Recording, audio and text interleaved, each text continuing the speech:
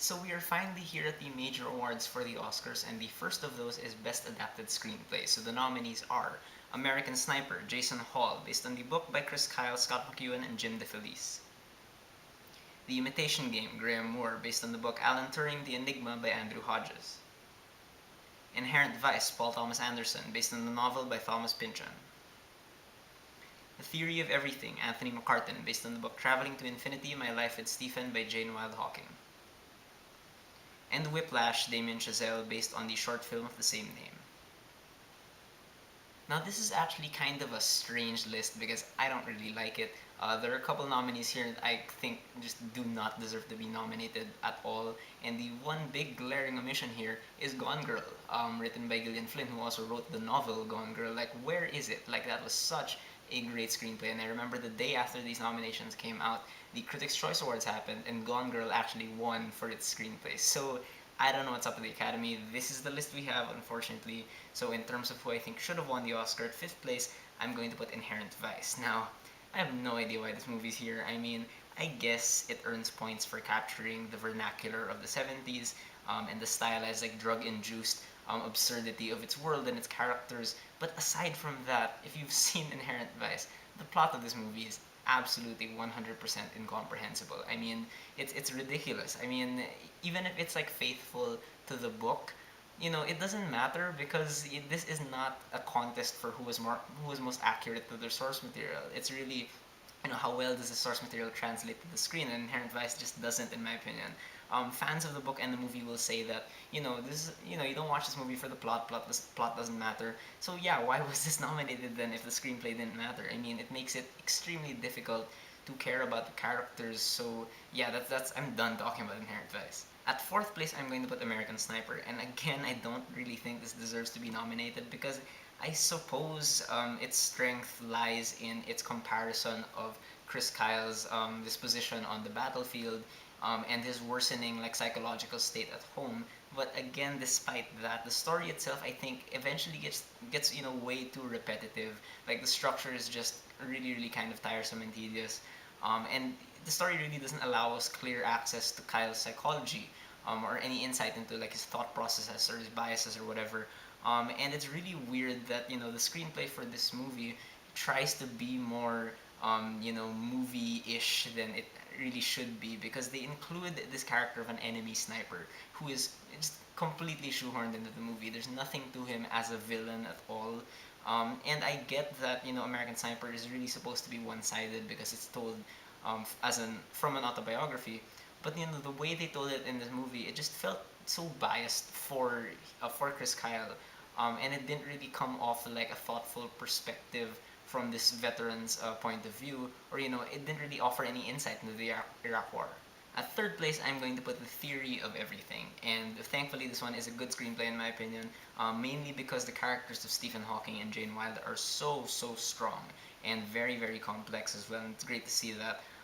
It's great how they really do end up representing two sides of a coin very well. You get to see the relationship from both sides, and you see how they interact with each other throughout their lives, and it's very fascinating. It doesn't choose any sides here.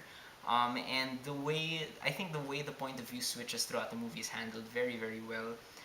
And it does make the relationship a lot more complex than it might have been at the beginning. What I like is that Anthony McCartan, who wrote this, does not show everything. So, we're not told every single detail of the relationship, and, he trusts the audience in filling in the gaps based on, like, what he chose for them to say and for them not to say. Although I do think that the Theory of Everything does falter a bit, mainly during its first scenes when he's trying to establish a relationship between the two, and the very last scene where Stephen Hawking has this like kind of contrived speech he gives, mostly because I just don't think they're necessary. It felt like McCartan was trying too hard to be emotional when he really didn't need to be. His characters are strong enough to hold their own.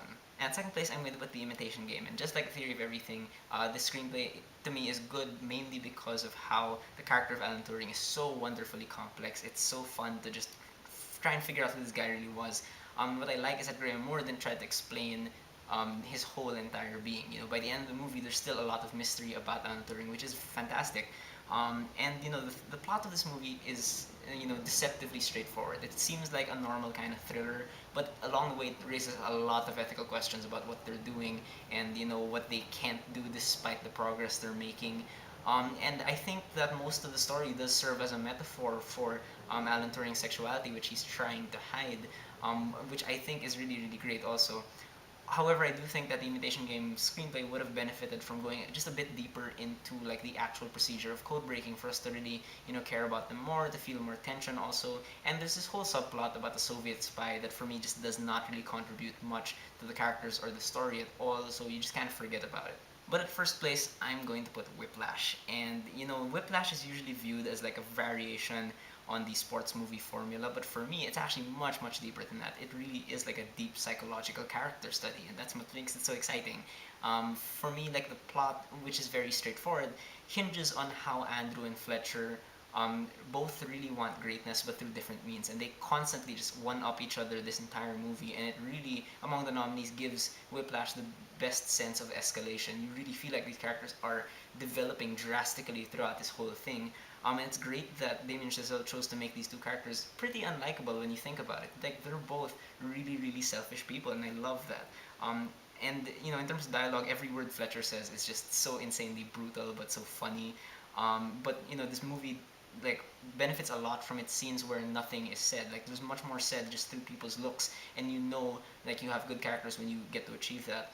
And I like how this movie makes like it stirs up debate, because I've gotten into debates with people about if the ending is a triumph or a failure, and for me, it's not really a failure, but I do think it's extremely heartbreaking, and it's one of the best endings definitely of the year and that I've ever seen also. And as for my official prediction, who would win the Oscar, I was actually going with Whiplash because of just how much Fletcher said. However, the Academy chose the Imitation Game, which is still good, although I still wish they would have went with Whiplash. But yeah, those are my thoughts on the Best Adapted Screenplay category for this year. What do you think about the Imitation Game winning? Who do you think should have won? Whatever you thought, whether you agree with me or not, please leave me a comment. Let's have a conversation.